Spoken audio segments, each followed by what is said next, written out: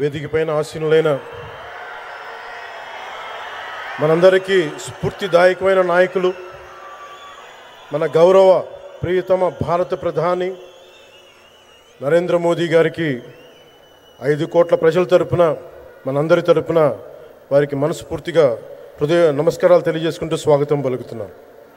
వేదికపైన ఆసీనులైన గౌరవ రాష్ట్ర గవర్నర్ గారికి, అబ్దుల్ నజీర్ గారికి నా హృదయపూర్వక నమస్కారాలు.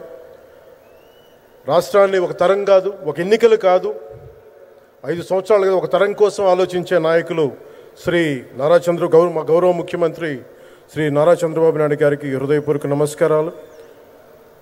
అలాగే వారి తండ్రి అడుగుజాడల్లో సమర్థవంతంగా తనకిచ్చిన అన్ని శాఖల్ని సమర్థవంతంగా నిర్వహిస్తున్న యువ నాయకులు లోకేష్ గారికి నా హృదయపూర్వక నమస్కారాలు.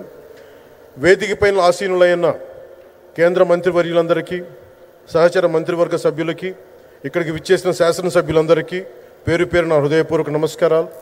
ఇక్కడికి విచ్చేసిన జనసేన నాయకులకి, తెలుగుదేశం నాయకులకి, భారతీయ జనతా పార్టీ నాయకులకి, ప్రతి ఒక్కరికి పేరు పేరున నా హృదయపూర్వక నమస్కారం. మనకి ప్రధానమంత్రి గారిని ఒకటే ఒక పదంతో పిలుస్తాం, కర్మయోగి. ఏ ఫలితాలు ఆశించకుండా దేశ సేవే పరమావధిగా ఆయన ఆలోచిస్తూ, ఎలాంటి లాభాపేక్ష లేకుండా కేవలం ధర్మాన్ని పట్టుకొని డ్యూటీని, కర్మని ఏమాత్రం ఆశించకుండా చేస్తున్న అలాంటి వ్యక్తి మనం ఈ సమయంలో ఈ తరానికి వారు దిశానిర్దేశం చేసే విధంగా ప్రధానమంత్రి స్థాయిలో ఉండటం మనందరం చేసుకున్న అదృష్టం. One who performs duty with truth, righteousness and discipline without attachment to results and dedicates action to the protection of the motherland attains eternal glory. The statement perfectly describes Honorable Prime Minister Shri Narendra Modi ji. Our Honorable Prime Minister Shri Narendra Modi ji is not just leading a government. ఆయన ప్రభుత్వాన్ని ఒకటే నడపట్లేదు, 2 తరాలని నడుపుతూ ఒక alpha రాబోయే ఇప్పుడు పుట్టిన బిడ్డలకి దిశానిర్దేశం చేస్తున్నారు. అలాంటి మన ఆత్మనిర్భర్ భారత్ ఎవరి మీద ఆధారపడకుండా దేశం తలెత్తి చూసేలాగా మేము సేవకులం కాదు, మేము భాగస్వామ్యం వహిస్తాం. మేము దేశానికి, ప్రపంచానికి దిశానిర్దేశం చేస్తాం.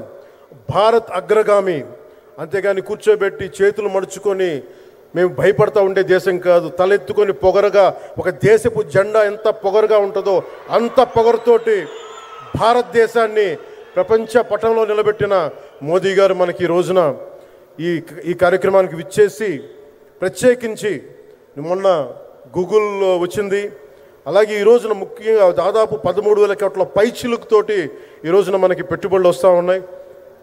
దాంట్లో ప్రత్యేకించి ఉరవకంలో 4,000 కోట్ల రూపాయలు పెట్టుబడి మనకి. ప్రత్యేకించి ఈ రోజున మనకి GST పన్నులు ఎప్పుడు పెరగడమే తప్ప ఇప్పుడు తగ్గవు.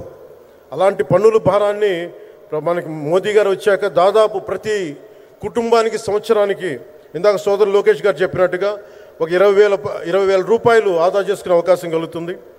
ఇది GSTలో విద్య కానీ వైద్యం ఖర్చులకు భారం నుంచి సామాన్యులకు ఉపశమనం కలిగిస్తుంది. ఆరోగ్య బీమా, జీవిత బీమాపై GST పూర్తిగా తొలగించడంతో పాటు వార్షిక ప్రీమియం 3,000 నుంచి 4,000కు తగ్గి అందరికీ ఇది అందుబాటులో ఉంటుంది. అలాగే విద్యార్థులకు కావచ్చు, ఇలాంటి ప్రతి ఒక్కరికి కూడా అన్ని రంగాల వాళ్ళకి ప్రత్యేకించి మనకి GST వల్ల లాభాలని అందరికి అందించేలా ముందుకు తీసుకెళ్తే ప్రతి ఒక్కరికి, గౌరవ ప్రధానమంత్రి గారికి, దీనికి సహకరించిన గౌరవ ముఖ్యమంత్రి శ్రీ నారా చంద్రబాబు నాయుడు గారికి, ప్రతి ఒక్కరికి నా హృదయపూర్వక ధన్యవాదాలు తెలుపుకుంటూ, ప్రధానమంత్రి గారికి ఇంకొకసారి ప్రత్యేక ధన్యవాదాలు తెలుపుకుంటూ, మేమందరం ఈ కూటమి ఒక 15 ఏళ్ళకి తక్కువ కాకుండా బలంగా ఉండాలి. మనందరం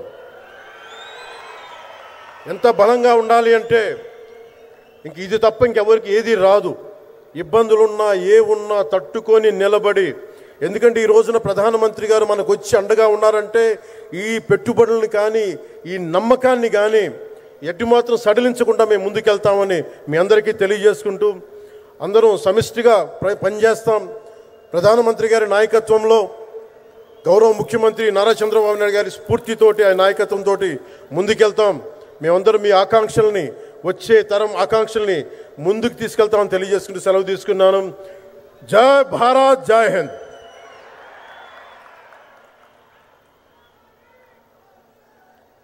అనేక ధన్యవాదాలు సార్. ప్రజాసేవే పరమోన్నత ధర్మమని నమ్మి ఆ మార్గంలో నిబద్ధతతో గౌరవ నరేంద్ర మోదీ గారి నాయకత్వంలో అభివృద్ధే పరమావధిగా పనిచేస్తున్న గౌరవ కేంద్ర మంత్రివర్యులు శ్రీ భూపతిరాజు శ్రీనివాస వర్మ గారిని మాట్లాడవలసిందిగా ప్రార్థన.